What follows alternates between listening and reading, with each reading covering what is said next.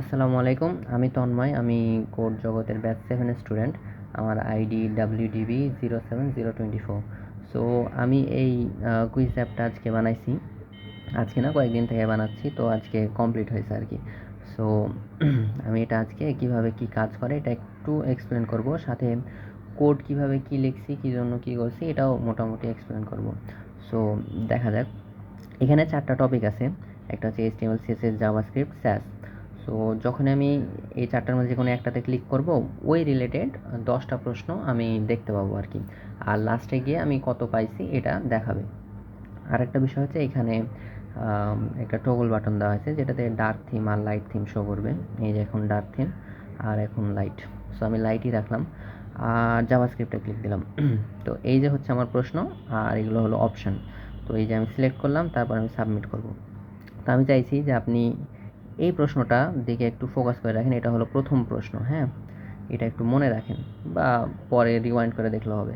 So এই যে আমি এটা অপশান সিলেক্ট করলাম, দিয়ে সাবমিট করলাম, এইভাবে এটা কাজ করবে। আমি এখন প্রশ্ন পড়ছি না, জাস্ট এমনি দেখাচ্ছি যে কীভাবে কী কাজ করছে, সাবমিট করেই যাচ্ছি। তো এখন যদি এমন হয় যে আমি কোনো অপশান সিলেক্ট করলাম না, এমনিতেই সাবমিট করি, তাহলে এরকম কিছু একটা শো করবে, please select an answer. So okay, আর আমি আবার সিলেক্ট করলাম।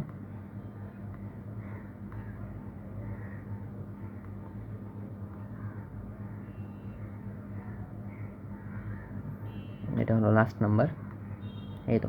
তো লাস্টলি আমাকে দেখাচ্ছে যে আমি 10-এর মধ্যে 8 পাইছি। সো এই তো, এইভাবে এটা কাজ করবে। তো আমি যদি আবার রিলোড করি, তো এরকম চলে আসবে। এখন আমি আবার জাভাস্ক্রিপ্টের উপর ক্লিক দিচ্ছি, হ্যাঁ। এখানে দেখেন, আমি বলছিলাম যে প্রথম প্রশ্নটার উপর খেয়াল রাখতে। প্রথম প্রশ্নের সাথে এখন যে প্রশ্নটা দেখাচ্ছে সেটা একদমই মিল নাই। আর এটা হচ্ছে কুইজের স্পেশালিটি। এখানে যখন আমি যে টপিকই সিলেক্ট করি না কেন, প্রত্যেকবার আলাদা আলাদা 10টা প্রশ্ন আসবে। কখনো একটা প্রশ্নের সাথে আরেকটা মিলবে না, বা মিললেও ওটা অনেক খুব রেয়ারলি মিলবে, মানে না এর কাছাকাছি। তো এইভাবে প্রত্যেকটা প্রশ্ন আলাদা আলাদা আছে। তো এই তো হলো, এটা হলো আমার কাজ। এটা এইভাবেই কাজ করে আর কি। এখন আমরা কোডের দিকে আসি। সো এটা হলো আমার HTML, এই যে CSS, আর এইটা হলো এই জাভাস্ক্রিপ্ট। সো এইখানে হচ্ছে যে যে জেসন ফরম্যাটে আমি মোটামুটি সবগুলো টপিক থেকে ইন্ডিভিজুয়ালভাবে 100টা প্রশ্ন নিয়ে রাখছি। তো এখন আমি HTMLটা এক্সপ্লেন করব। খুব বেশি কিছু না, জাস্ট যতটুকু দরকার ততটুকুই এক্সপ্লেন করব। সো এখানে হচ্ছে যে একটা ন্যাপ বার নেওয়া হয়েছে, আর হচ্ছে যে ডিভ নেওয়া হয়েছে কয়টা, 5টা ডিভ নেওয়া হয়েছে, হ্যাঁ। এখানে যদি আমি চেক করি, এখানে মনে হবে যে আমি একটাই ডিভ নিয়ে রাখছি, কিন্তু এখানে 2টা ডিভ আছে, হ্যাঁ।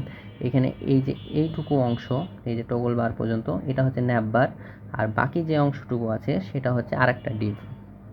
সো এইখানে মোটামুটি 5টা বক্স আছে। ডিভের জায়গায় আমি বক্স বললাম, 5টা বক্স আছে। তো এখন শুধু এই মেন ফেজটা দেখা যাচ্ছে, বাকিগুলো আমি ডিসপ্লে নান করে রাখছি, হ্যাঁ।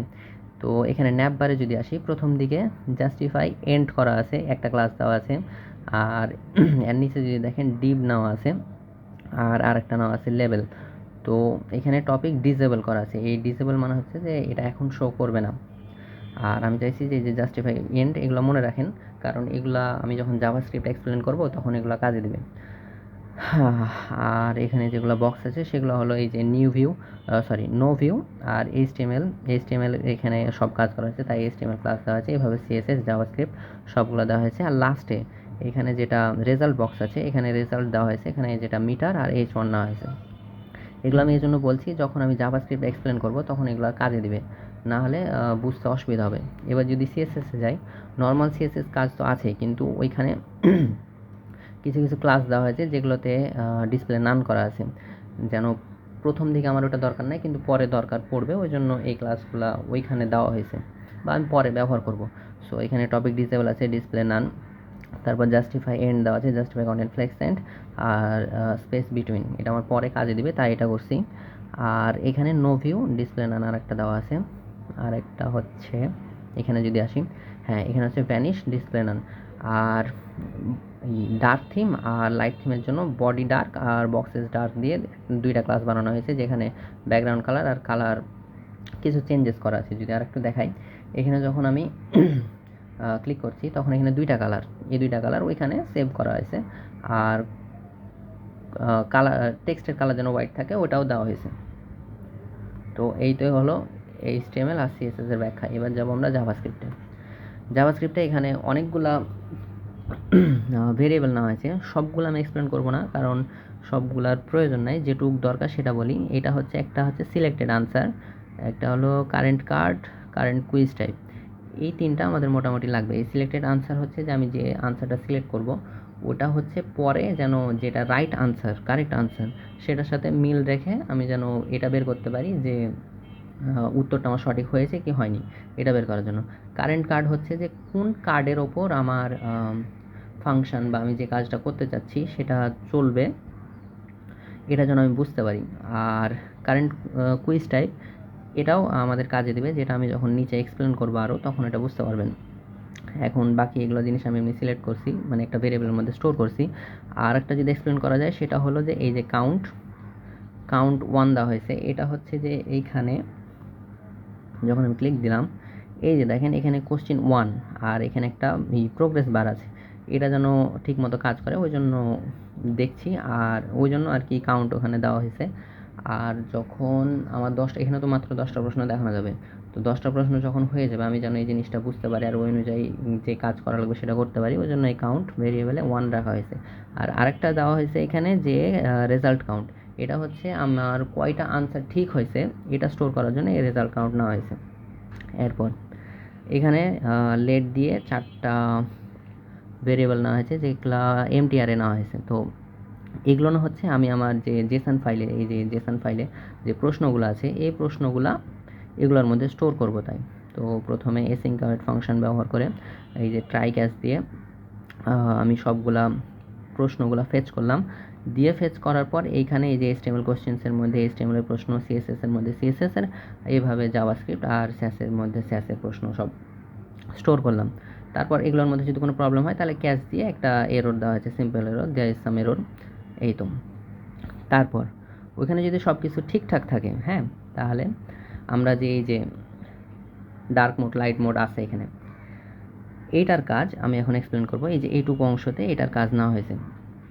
তো আমরা ওই যে থিম বাটন, যে টগল বাটনটা আছে ওইটার উপর ক্লিক করছি, ওইটার উপর অ্যাড ইভেন্ট লিস্টনার ব্যবহার করলাম। ক্লিক করলে বডি আমরা সিলেক্ট করলাম, বডির মধ্যে যদি ক্লাস লিস্ট, ওই যে আমরা দেখাইছিলাম ক্লাসের মধ্যে যে বডি ডার্ক আর এই যে বক্সেস ডার্ক, তো বডির মধ্যে যদি ক্লাস লিস্ট বডি ডার্ক থাকে তাহলে ওটা রিমুভ করে দেবে, আর যদি না থাকে তাহলে ওটা অ্যাড করে দেবে। এরকমভাবেই বডির মধ্যে কাজ করবে, ন্যাপবারের মধ্যেও সেম কাজ, শুধু ক্লাস আলাদা, কারণ ওই কালারটা আমি একটু আলাদা রাখছি তাই।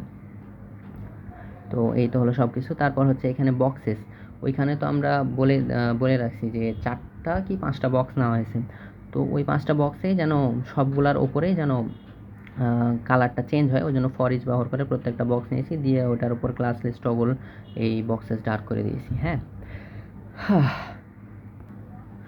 তারপর হচ্ছে যে এখানে পি ট্যাগের ওপর ফর ইচ চালানো হয়েছে। এখানে যেগুলা এই যে এখানে যে লেখাগুলো আছে এগুলার যেন কালার হোয়াইটের সময়, মানে যখন ডার্ক থিম থাকবে তখন যেন হোয়াইট হয়, আর যখন লাইট থিম থাকবে তখন যেন ব্ল্যাক হয়, ওই জন্য আর কি। তারপর এখানে যদি আসি, এইটুকু অংশ আমি পরে এক্সপ্লেন করব, কারণ ওইটুকুর কাজ পরে, আমি এখানে এমনি দিয়ে রাখছি তাই। এখন আসলো সিলেকশন বাটন, এই যে এখানে এই যে সিলেকশন বাটন, সরি এটা না, রিলোড করলাম, এই যে এই বাটনগুলো কোন টপিকটা আমি সিলেক্ট করব ওইটার উপরে কিছু কাজ করা হয়েছে। তো এখানে আমি লেট ইমেজ দিয়ে একটা ক্রিয়েট এলিমেন্ট করছি, ইমেজ ট্যাগ নিয়েছি আর একটা পি। তো এখন হচ্ছে যে এই দুইটা ক্রিয়েট এলিমেন্ট করলাম, এই দুটার কাজ আমি একটু পরেই বলছি।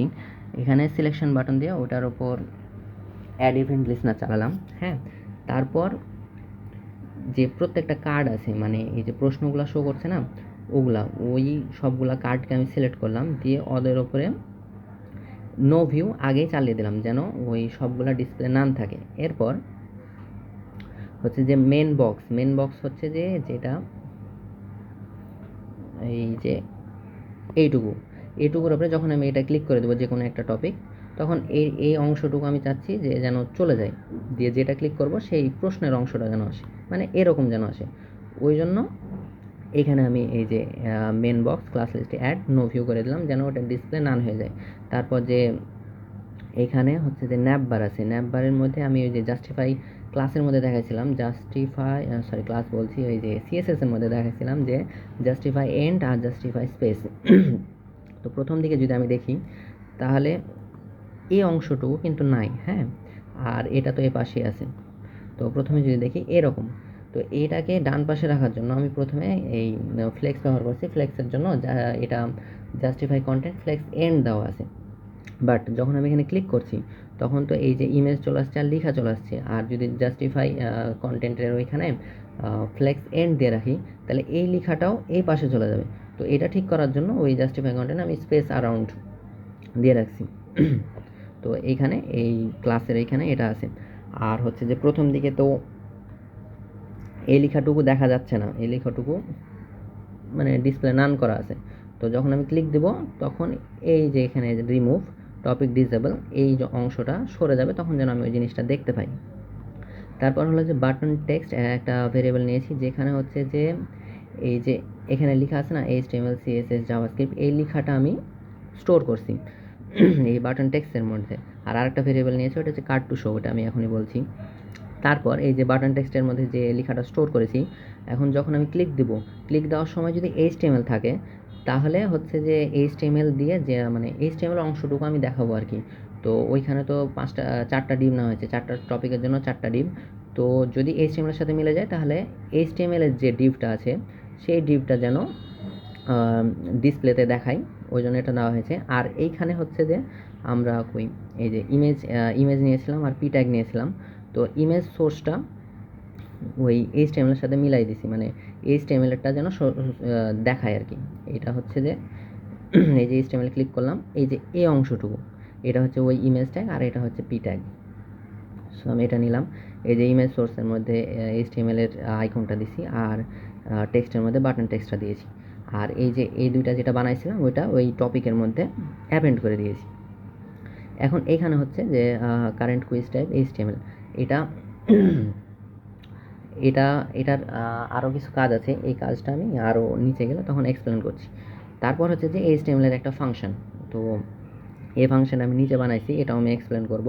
সো এইভাবে যদি বাটন টেক্সট HTML হয় তাহলে HTML এর অংশ কাজ করবে, আবার এলসি দিয়ে যদি CSS এর সাথে মিলে যায় তাহলে CSS এর অংশ কাজ করবে, এইভাবে জাভাস্ক্রিপ্ট বা স্যাস পর্যন্ত কাজ করবে। তো এইটুকু হলো সিলেকশন বাটনে, এটুকু শেষ। এবার আমি যে 4টা ফাংশন বানাইছি HTML CSS জাভাস্ক্রিপ্ট স্যাস, ওইটার মধ্যে HTMLটা এক্সপ্লেন করি, বাকি সব জিনিস তো সেম, শুধু ওই কনটেক্সটটা একটু চেঞ্জ হবে, বাকি জিনিস তো সেম। সো সব কিছু আর এক্সপ্লেন করবো না, শুধু HTML এর অংশটুকু। আচ্ছা, এবার হচ্ছে যে একটা ভেরিয়েবল নিলাম কোশ্চেন এলিমেন্ট, কোশ্চেন এলিমেন্টের একটা নিলাম H3, আর হচ্ছে অপশান এলিমেন্টস, ওটা হচ্ছে অপশানগুলো। এখানে যদি যাই এখানে দেখাচ্ছে এই যে H3 অংশ, এখানে প্রশ্ন দেখাবে আর এখানে অপশানগুলো দেখাবে। তো এটা আমি আপাতত সিলেক্ট করছি। এখন তারপর যদি যাই তারপর হচ্ছে একটা ভেরিয়েবল নেওয়া হচ্ছে র্যান্ডম ইন্ডেক্স, আর একটা হচ্ছে র্যান্ডম কোশ্চেন। তো র্যান্ডম ইন্ডেক্সটা এরকমভাবে কাজ করছে যে ওই যে আমরা জেসন ফাইলে সবগুলো প্রশ্ন নিয়েছিলাম না 100টা, তো প্রত্যেকটা যেন র্যান্ডমলি প্রশ্ন আসে, ওই জন্য প্রথমে আমরা ইন্ডেক্স নিলাম, যে ওই ইন্ডেক্সটা এই র্যান্ডম কোশ্চেন যেন পাই, ওই জন্য এইখানে দিয়ে দিলাম। তারপর এখানে console log random question random index দেওয়া আছে। এটা হচ্ছে এক ধরনের আমার এই যে কুইজ অ্যাপে এরকম তো কোনো ফিচার নাই যে আমি লাস্টে দেখতে পারবো যে কোন প্রশ্নটা আমার ভুল হয়েছে বা ঠিক হয়েছে। তো এই জন্য আমি কনসোল লগে র্যান্ডম কোশ্চেনটা দিয়ে রাখছি, যেন যদি কেউ কোনোটা না পারে তাহলে ওটা ও দেখে নিতে পারবে। কনসোল লগে যখন ওই প্রশ্নটা আসবে, ওই প্রশ্নটার মানে যখন আমি এই যে এখানে ক্লিক দিব, দেখাই, এখানে যখন ক্লিক দিলাম যে সাবমিট করলাম, আরেকটা প্রশ্ন আসলো, এটা যদি আমি দেখতে যাই কনসোল লগে, হ্যাঁ, এই যে কনসোল, এখানে অবজেক্ট দিয়ে প্রশ্নটা চলে আসবে যেন সে উত্তরটা দেখতে পায়। এই যে আনসার এটা, আর প্রশ্ন টশ্ন সব কিছু আছে। এটা এক ধরনের বলা যেতে পারে চিটও করা যেতে পারে যদি কেউ করতে চায়।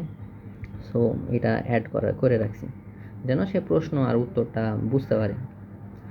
তারপর হচ্ছে অপশান এলিমেন্ট, ওই যে অপশানগুলো আছে, এই যে এই অপশানগুলো আছে, এগুলা সবগুলা সিলেক্ট করলাম, দেওয়ার ওপর যেন আমি প্রত্যেকটাই পাই, ওই জন্য আর কি ফর ইচ ব্যবহার করলাম। ফর ইচ নিয়ে এই যে পি ট্যাগ নিলাম, পি ট্যাগের মধ্যে ওই অপশানগুলো আমি দিয়ে রাখলাম।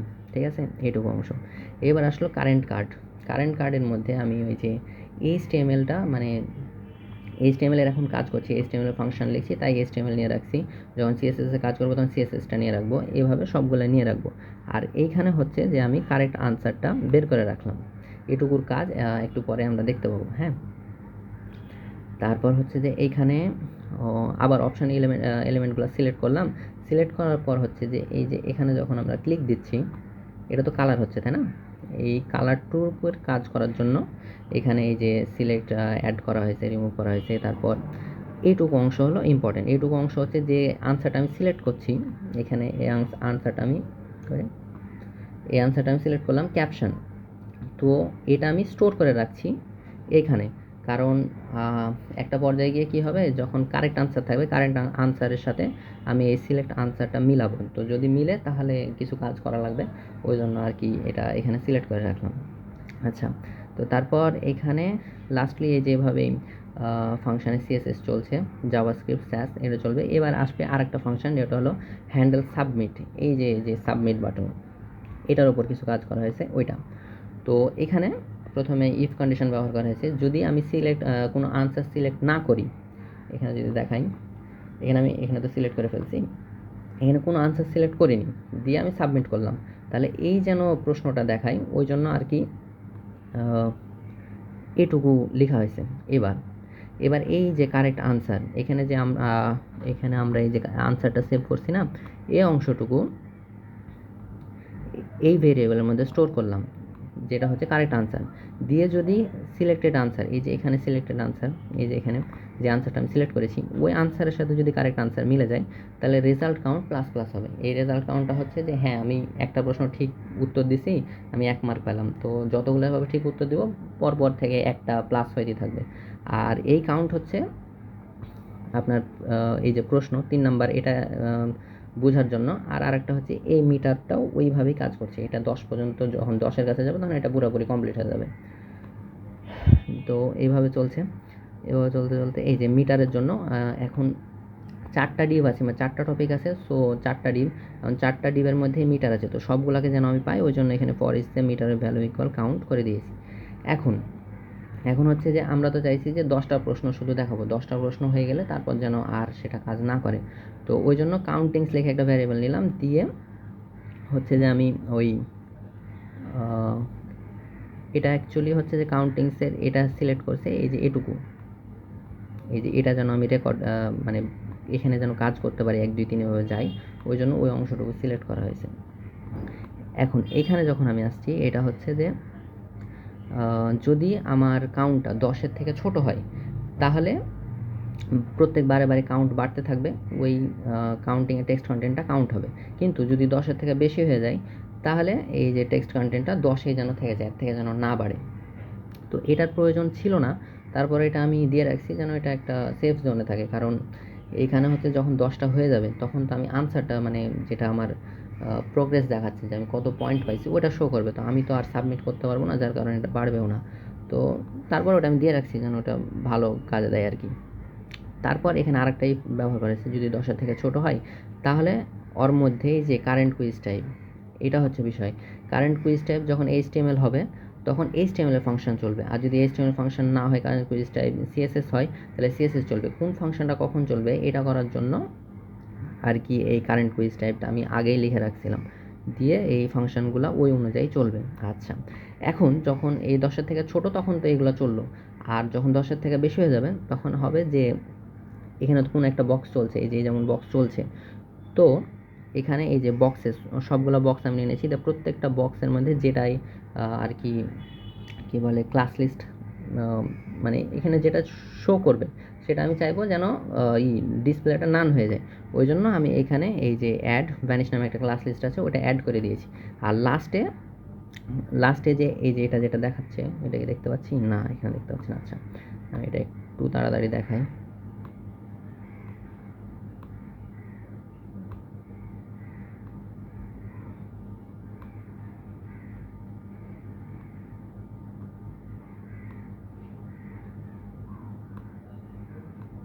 এই যে এটা হলো আমার লাস্টের অংশ।